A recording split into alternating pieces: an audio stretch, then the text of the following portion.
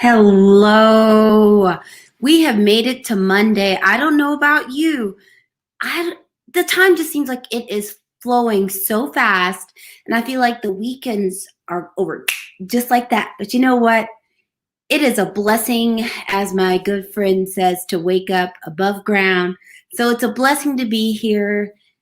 It's okay that the weekend is over. There is another one coming, and we can still make every single day great. So, the first thing I want to do is welcome you. Thanks so much for coming on to check out me, Dr. Erica, hanging out with you. And I have something super, super, super special for you today. That's why I am totally excited. But I have a couple of house things to say at first. Number one, if you know anybody that needs to tag them, the other option is you can share. Sharing is caring, and you can even do a watch party if you want to be super fancy. The next thing is if you're watching it later, there is not a problem at all. I'm just happy you decided to share some time with me. Just put hashtag replay in the comments. So as you're in, today's topic, we're going to talk about 3 life lessons from my Christmas movie marathon. I'm about to tell you about that, but as you come in, do me a favor. Let me know what are some of your favorite Christmas movies. I know everyone might not feel the same way about Christmas movies that I feel like, but I am always curious to hear what other people's faves are, because this is to me, it's a special time of year, and I realize it holds a lot of meaning for a lot of people. Partially because for some people, this is a happy time.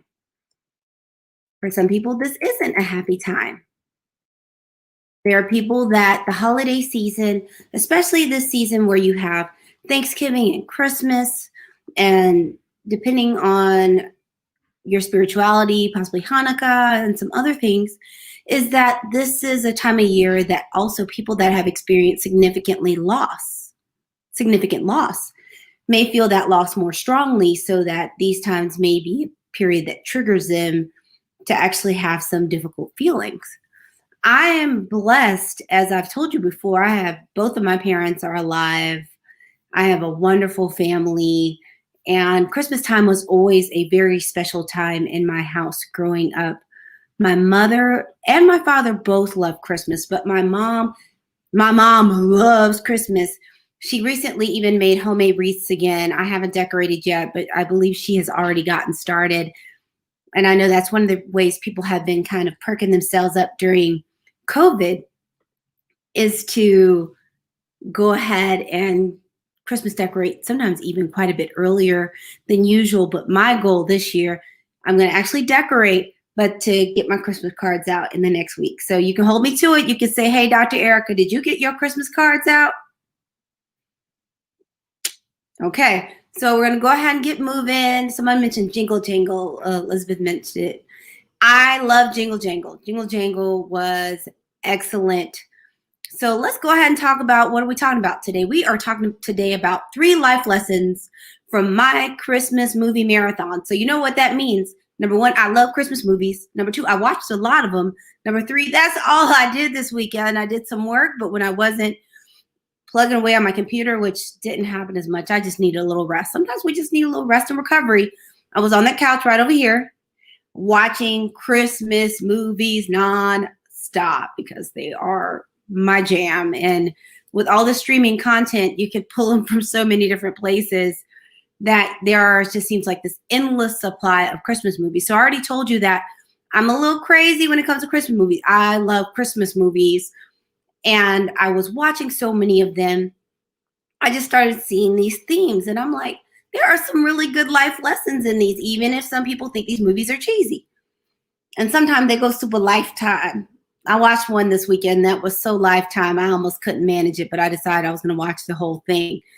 But since you're here, if you have not watched me before, I want to let you know who I am. I am your host, Dr. Erica, double board certified and Harvard trained psychiatrist and integrative lifestyle coach. I'm on a mission to help women feel seen, valued, and whole on their own terms. But today doesn't matter your gender. I'm just here to help you get through all this craziness that we call life with your sanity intact. So let's go ahead and get to it. So I was telling you, growing up, Christmas was always a really, really big deal. It's my mom's favorite holiday.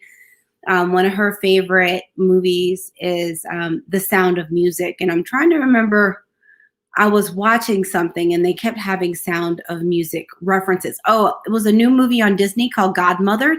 It's not Christmas, but it's the same. I love anything with fairy godmothers. So they kept doing references to the Sound of Music. And if you ever want to talk to my mom, let her know, that the Sound of Music is her favorite musical. I just love the Sound of Music. But back to On Task. So it was always a special time. I remember waking up at the beginning of the morning, just excited to see my packages and do family time. But the biggest thing around the holidays for me has always been we have a lot of holiday traditions, more than just opening gifts. To me, that's kind of the small part out of our family rituals. With my mother's family, we do Christmas Eve as our big day. And then for years and years and years, at least every single year I have been alive, we did brunch with some of my parents' best friends. So there have been all these rituals. So for me, it's a very, very special time. And my mother also loves Christmas movies. So that's one thing we always do together. And when I see her next, we will probably lay up, since we won't be going anywhere because it is COVID, and watch Christmas movies for about a week. Just saying. So I'm so excited to bring this to you because there are some lessons hidden in these little Christmas movies, all up in the Christmas movies. So, and yes, Godmothered is on Disney Plus. Check it out. Disney Plus has been my little saver because I also discovered they have all the Santa Claus movies, and the Santa Claus movies, especially the first one, are some of my ultimate favorite Christmas movies. So one of the things you typically see, I notice in so many of these Christmas movies, is there are a couple of story elements that seems like it's in all of them, even the Lifetimey extra ones. Because I watched one that was like, so this is Christmas. It was so Lifetimey. It was Lifetime in the wife is about to get killed kind of way, Lifetimey, like not happy Lifetime Christmas movie, like drunk teenagers doing coke, just really freaking terrible. So one of the things you typically see in these movies is there's something that has to do with love and relationships. So there's always this just feeling of warm love that happens at some point, but you typically always see some relationship. So you get to see the value of these connections. So for example, today, while I was doing some paperwork, I had on Elf. Well, Elf, one of the key relationships in the movie is between Buddy the elf and his dad. And the movie spans this whole tale of him attempting and eventually successfully connecting with his birth father. You look at even movies like Rudolph. Rudolph had these interpersonal difficulties because he was not accepted by his peers, and his father also thought he was strange. Rudolph's daddy wasn't really trying to get down with Rudolph. So the course of the movie, you see Rudolph learn to be able to make good, trustworthy friends that are Team Rudolph, because before he wanted to play with the reindeers. They didn't want him to play with the reindeer games. They weren't trying to do nothing with Rudolph. They're like, And his dad was like, kind of like, that's my son. Kind of reminded you, like, I don't know if you all watched Happy Feet and how Mambo is with the key character of Happy Feet, that his dad's kind of like, yeah,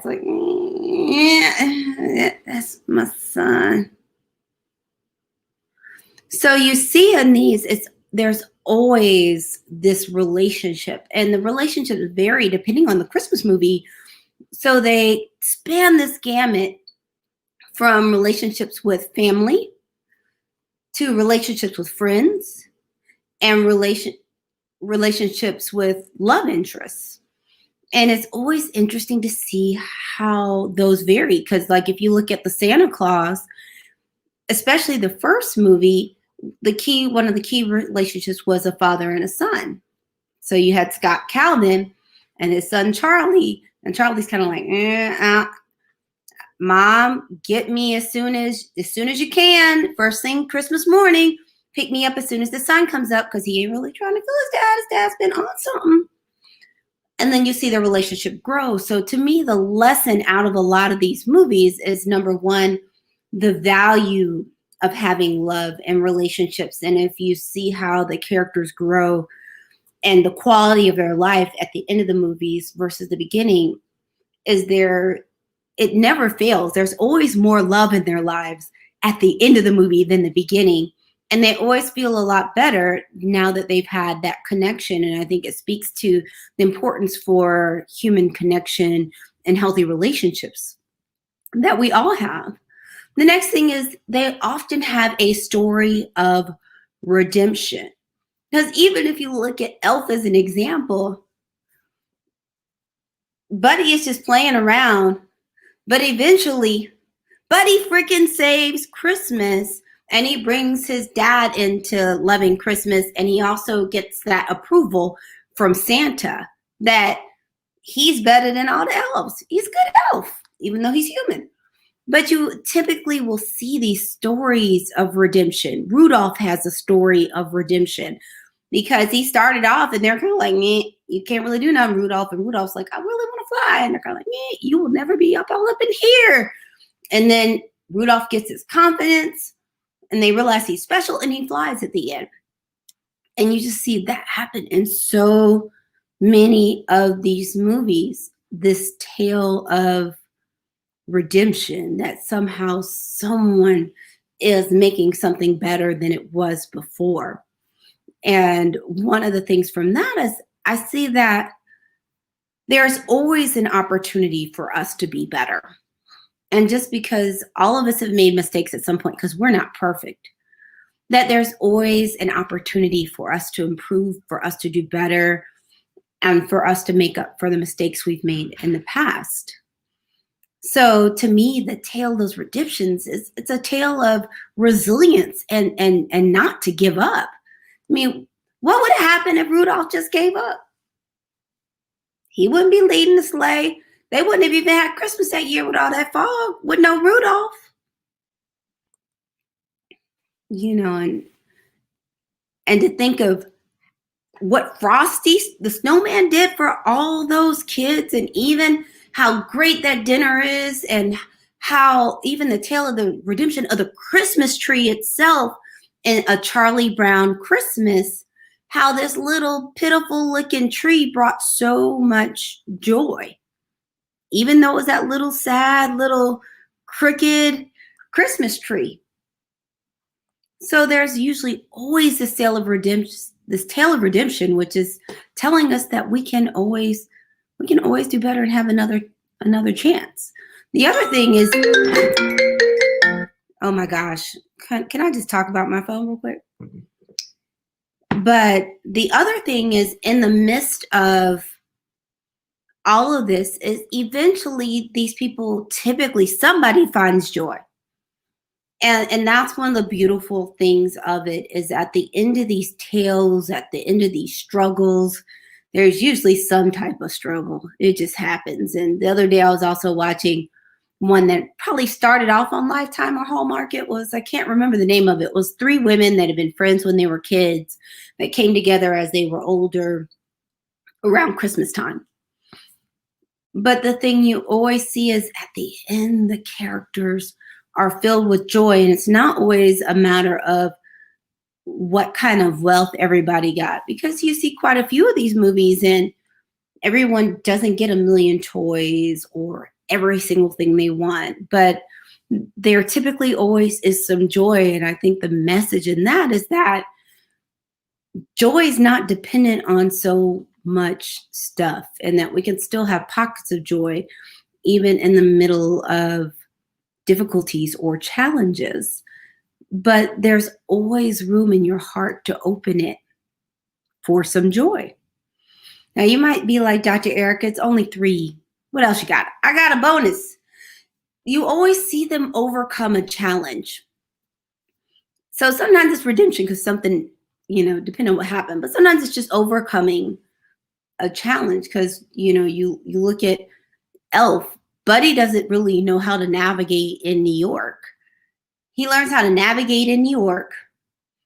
He even kind of has a job, even though he gets in trouble at it. and he overcome the challenge of trying to get to know his dad. And the Santa Claus is, if you look at, we'll go to the Santa Claus 2, is there was the challenge of trying to find his wife, but also his son had the challenge of how to reconnect and not be so angry.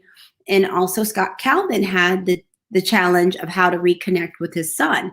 But a lot of these movies have some element of overcoming a challenge. I wish I could remember the names of every single one, because I think Christmas with a View, the challenge was how to make it through managing this restaurant when it was possibly going to go under. But you just see this theme so often, and I think it's such a huge reminder that, kind of like that MLK quote that I need to look up so I can actually say it right, is sometimes you don't have to know exactly how you're going to get to the end of the tunnel. Sometimes it's believing that you're going to get there and keep taking steps to move towards it, because you can. And I think that's the great deception of the world at times, is that we don't have the capacity to overcome these challenges, to overcome these things that have happened to us. And the fact is that we were created to be able to overcome these challenges. But a lot of times it comes down to what we believe, which is what you see in a lot of these movies, because, regardless of you into Santa, you're not into Santa, is there's always this element of belief and faith. And I think some of the biggest faith you can have beyond your higher power is the faith and belief in yourself. So we're going to quickly recap. Again, thank you so much for coming. Let me know what your favorite Christmas movies are. And the next thing is, if you know someone that needs this, tag them or share. The other thing is, you also can put hashtag replay if you're watching it later. I'll still circle back and check out the comments. Thank you so much. We're doing a quick recap on 3 life lessons from my Christmas movie marathon, because I spent my entire weekend on the couch watching Christmas movies. And while I was working today, I had Christmas movies on. So I had all 3 Santa Claus movies on and Elf. So one of the things you see in there are love and relationships and the importance of these connections. So it's a great reminder of the importance of connecting with others, but it also shows that even if everything's not perfect now, you can always grow these relationships. You can make them better. You can make new relationships. You can make healthier relationships that they can always get better. And it might not be with that person every once in a while. Sometimes we connect to someone we don't need to connect to. But the fact is that there are good, healthy relationships out there for you. The next thing is they have tales of redemption. And we all can have redemption too, where we can, I wouldn't just say atone, but we can learn and do things differently. We can learn from our failures, learn from our mistakes, and do better in the future. And that's really the best thing we can do for them. The next thing is they have messages of joy, that by the end, there is joy no matter what the challenges are. I was watching one the other day, and all of a sudden, all the names of these movies are escaping me. But this one, the one with the kids that were messed with, So This Is Christmas. But there was one I watched yesterday where this young girl's mother gets taken by ICE, eventually leaves. But by the end, there's still joy because she ends up connecting with someone that wants to take care of her. But the fact that we can still find joy even when everything isn't necessarily going the way we want. And I think that's very powerful.